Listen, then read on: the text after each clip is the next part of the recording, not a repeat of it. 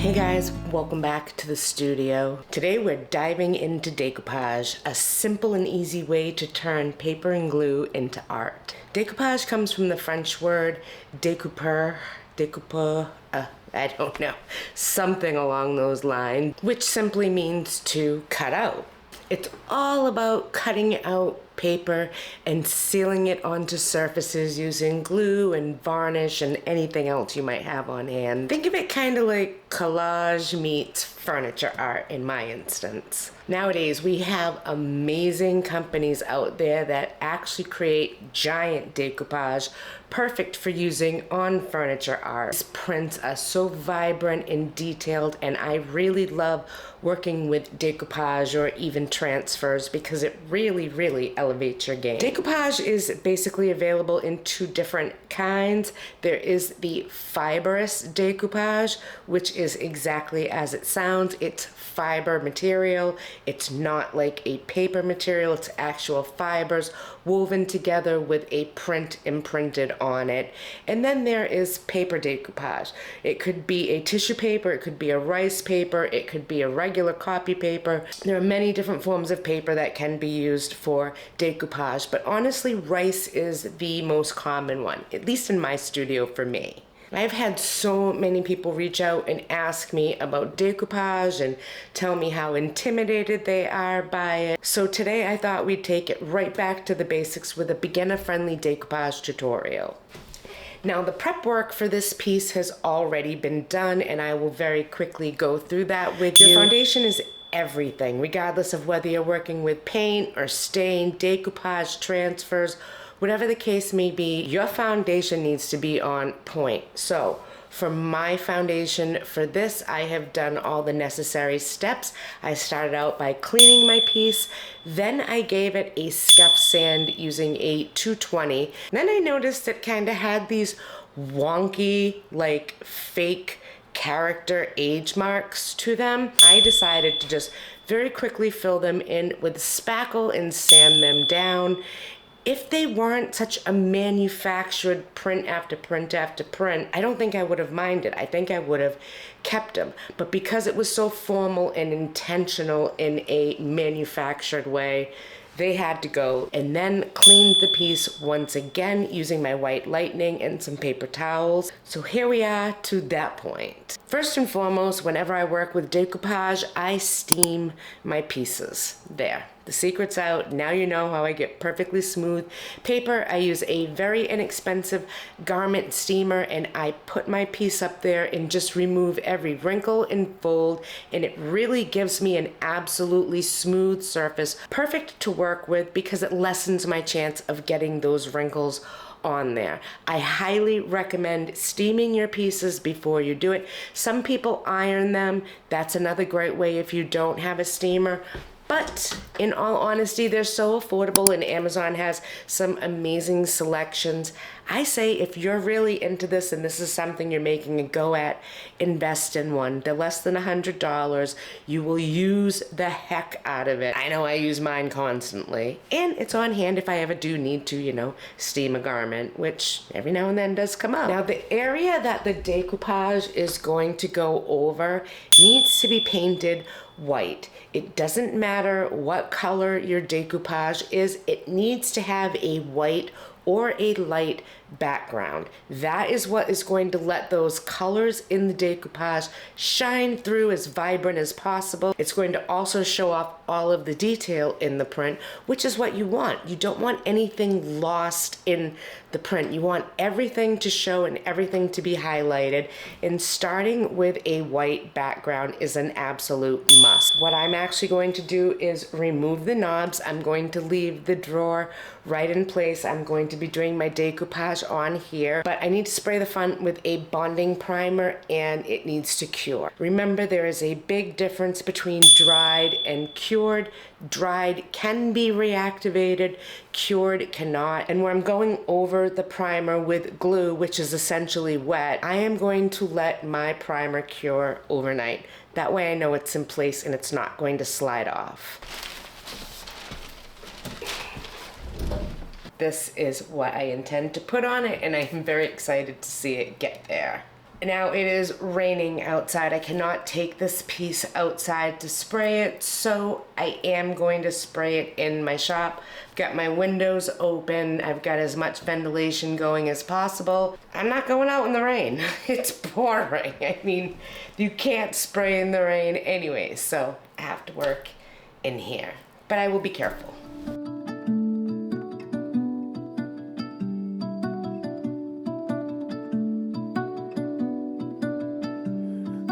Depths of silence, where echoes remain. You were the sunrise, and I was the rain. A collision of souls, opposing in flight. I was the darkness, you yearned for the light. Now you're gone, and I'm losing my mind, losing my mind, I'm losing my mind. I can see all those marks still, so that was an epic fail. I should have used Bondo. I know better, but oh well, I'm gonna make it work. But all this has to cure now, so we'll be back.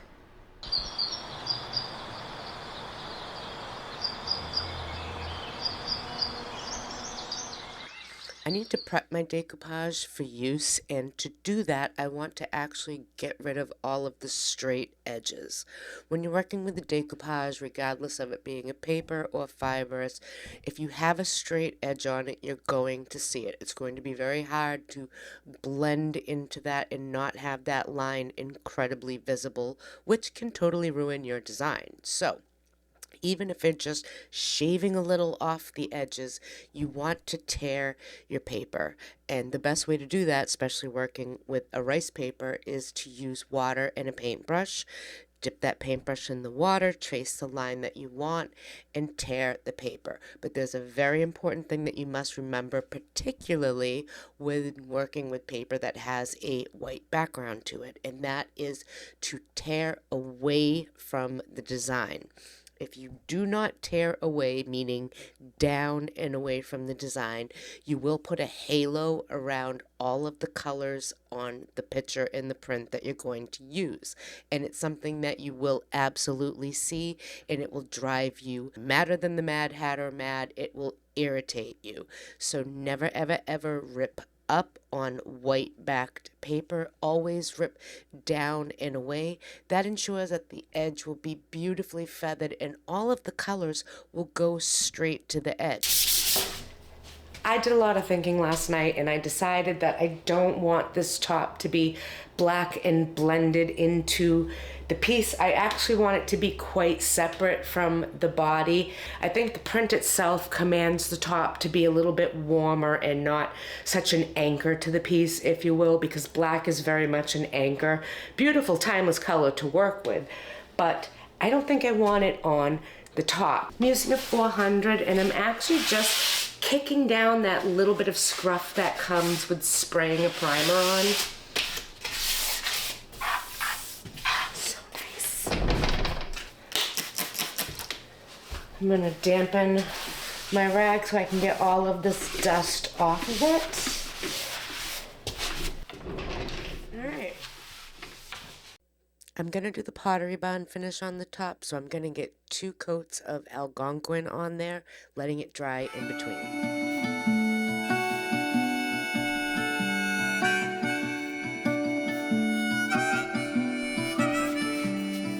You were the laughter that kept me alive. You were hello when I was goodbye.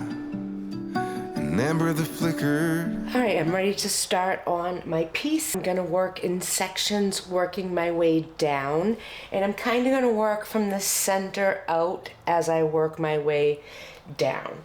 You can do any size decoupage as a first timer, and as long as you don't try to do too large of an area at once, you're gonna have success. And if you do get a wrinkle, don't sweat it. Few things that you definitely need to do your decoupage. You need a medium. I have mixed up some Elmer's glue and a little bit of water. I like my base coat to be a little more loose so I can move it around better. I do not want to pile a ton on for my first layer. As it dries, it's going to shrink the paper, and that's what's going to cause wrinkles. So less is always more if you want a beautiful finish. Also, you're not going to use your hand to smooth it out with the glue. You will rip the paper, you will tear the paper, and you will pull the color out of the paper, because yes, that can happen if you overwork the surface. For my hands, I like to put a baggie over them. You can also use cellophane paper, like, you know, cling wrap, but the baggie works fine, and this will allow me to smooth it. I also like to take a plastic scraper. I like to have that in the baggie as well, because that helps me slide over the surface a little better even without damaging it. I have my favorite Dixie Belle Scarlet brush. I will use that to flatten down the decoupage as I go over the piece. You want to kind of figure out where it's going to go before you put it up there. For mine, I know it's going to go higher up, kind of like that, so the hat is more towards the top, and then you just want to kind of center it like that. This is where I know I want it to start. I'm going to hold it in place. I'm going to pull the top down using a chip brush. I'm going to get some of that glue on there. I'm going to the top of the drawer. Nice thin coat. Now I'm gonna go up.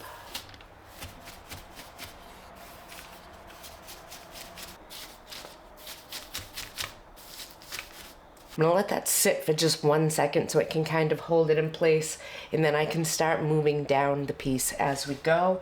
And I will do it by lifting the piece up, adding a little more, flattening that down, and continue that pattern the whole way down. When you are working with your decoupage, take your time. And the most important thing is full coverage. Got to have that full coverage there.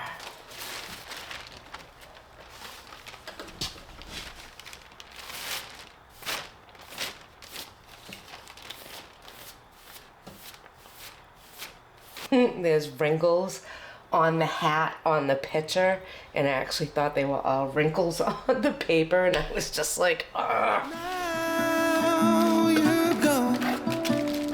Why did you cut me up, bring me out, and leave me high and dry? High, high, high. Now you go.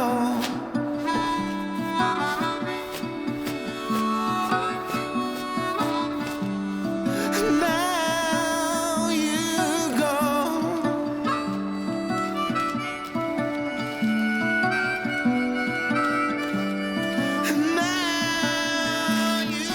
I'm loving this.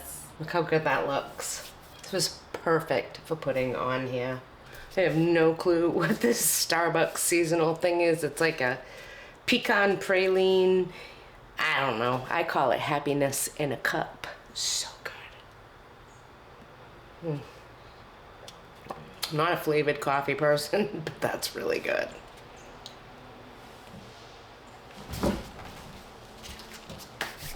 All right, let's finish this up. Cut me up, bring me out, and leave me high and dry. High,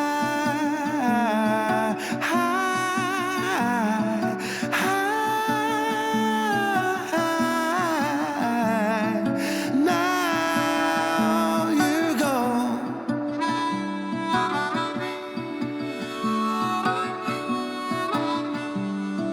Now you go. Now you go.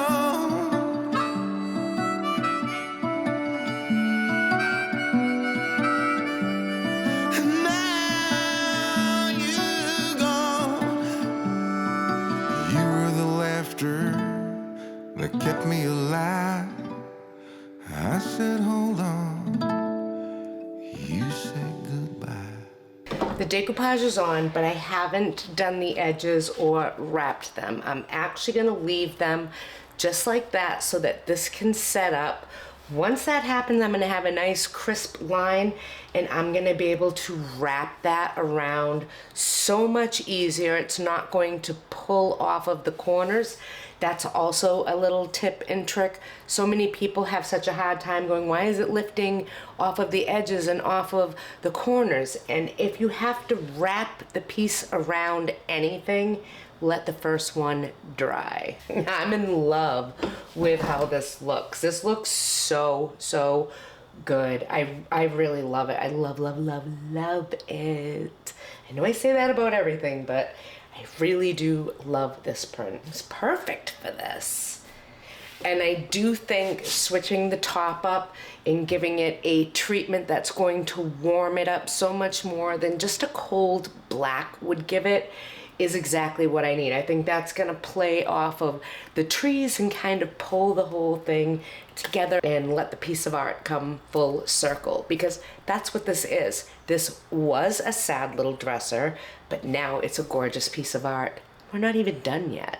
And what I'm gonna do is cut the corners. This is gonna allow me to lay the piece flat around those corners. I'm not gonna pull it up, down, left, right. It'll go nice and even and level.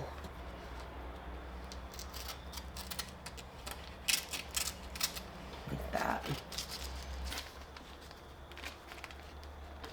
There we go. Now I'm just gonna continue around the edges. I'm gonna make sure I get it on the inside of this corner so I can tuck and fold it over.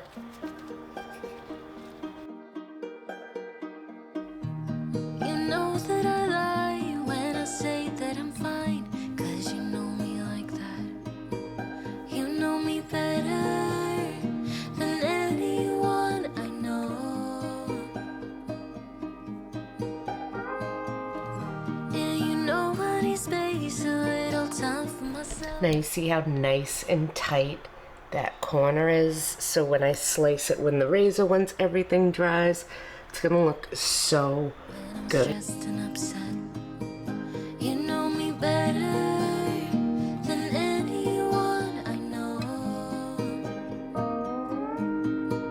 Darling, we have been to hell and back. That's how I know this is forever. Hands down, best advice I can give to you when doing decoupage is don't be afraid of it. It's only paper. Be confident. Know that you can do this, that it's going to come out amazing, and it will. It really, truly will.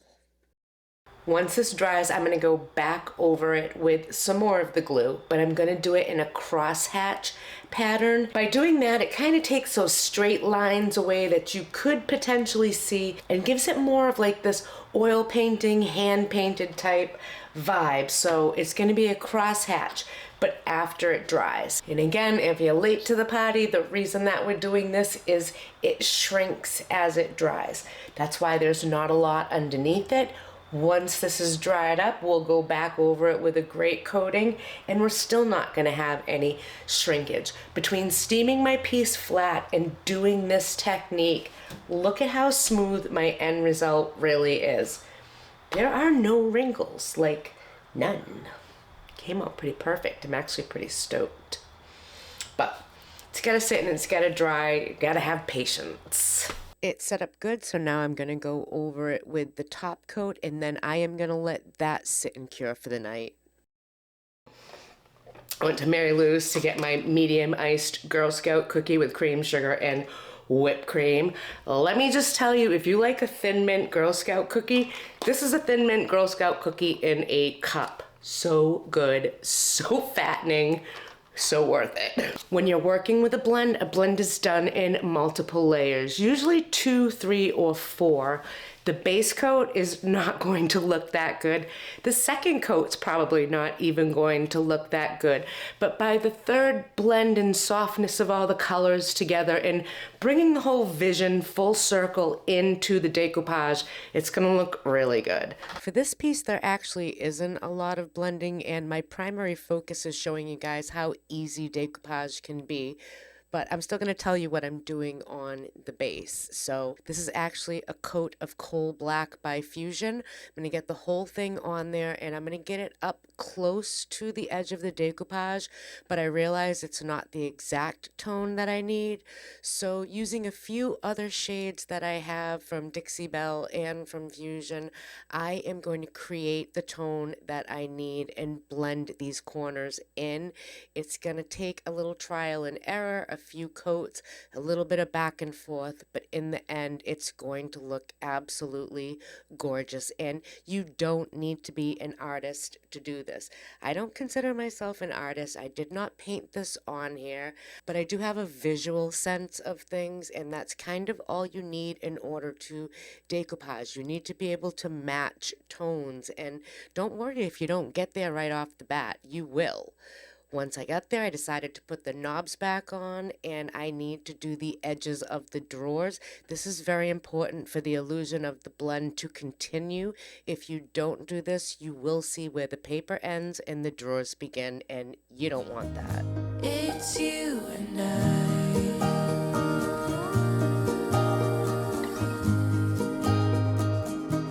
It's you and I.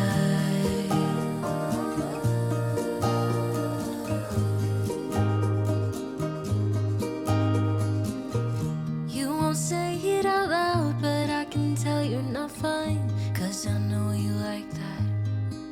I know you better than anyone you know. Once I finished painting in the details and perfecting the piece by hand, it was time to take care of the top.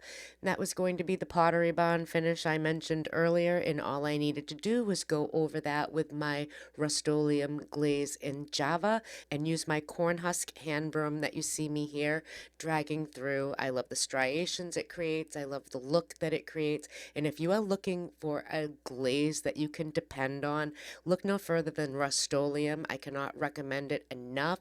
The ease of using it, the drying time, the curing time, all of that is absolutely fabulous. And look how good this top looks.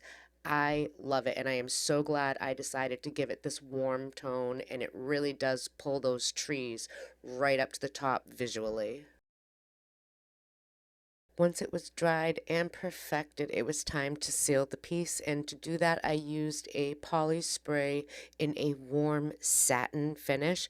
This is a new finish that I found, and it is a notch above flat and a notch below satin, and I love the end result of it. I give it a good liberal coating, let it sit overnight, and that brings us to today. It's done. How easy was that really? If you take one thing away from this video, I hope that it's actually inspiration and that I have inspired you to give this a try for yourself and not be afraid of decoupage, because it is so much easier than you think it is. Now, my steps do help it along the way, the steaming, the working in smaller sections, using less product underneath it. All of those are tips and tricks that are going to help you be successful in your own decoupage adventure. And if you don't want to start off on something big, try it on something small. Do a tray or a lamp. You could do over bookends or frames. There are so many different ways that you can use beautiful decoupage papers out there, and furniture is my jam. I love using them on them. I love the transformation that they make, and I love showing you guys how easy it actually was, so you guys can go out and do it on your own. Before we get into the reveal, let's take a quick look at the before. This is a very heavy dresser. It kind of reminds me of the Bombay Company back in the 90s in the mall. It didn't have any markings on it, but it is a very heavy piece. I mean, really heavy. It was surprisingly heavy. And I thought that it just needed a little something. And it turns out that something was this amazing Alice in Wonderland decoupage paper.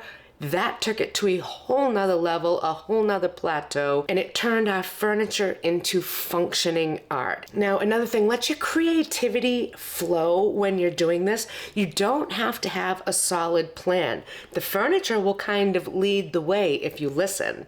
They don't call me the furniture whisperer for nothing. I always listen to my pieces. Sometimes they take me in a totally different direction than I'm planning, and that is absolutely fine because in the end, it's all about doing the piece justice, and I'm pretty sure I hit the nail on the head with that. But you'll have to let me know in the comments down below, did I nail it or did I fail it? This piece was so fun to do. I love the print, I love the colors, I love the look, and even the background. This was a wonderful print to blend into because it was really easy. And the way that it fit so perfectly on the front made the blend on the corners even more seamless, if that's even possible, which clearly it was. Now I love the fact that I was able to reuse the knobs. That saved me a lot of money right there.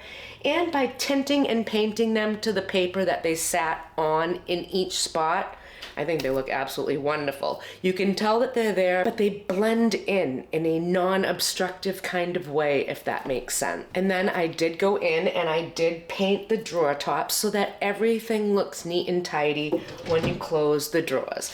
Those are touch-ups that you're going to have to do with decoupage, and you don't have to be an artist to do it. You just have to take your time, play around with the colors, and make it seamless like that. I am thrilled with how mine came out. I hope you enjoyed this process as much as I did. Be sure to give this video a like, a share, and a hype if you believe in second chances on furniture just like this one. And I'm gonna let you in on a little secret right now. This has already sold. It sold for $375. It sold within 5 minutes of listing it. No lie. That is an incredible profit margin for me. I have $125 into this, and that is time, material, and the piece itself. So once again, huge profit, small investment, big payout. Gotta love flipping furniture. If you haven't hit that subscribe button yet, now is a great time to do so. I literally just ordered 7 different decoupage and transfers off of Etsy, and cannot wait to get my hands on them and on another project, and I want you to be there for it. So hit that subscribe button, turn on those notifications, and I'll see you guys next time on the flip side. Bye guys.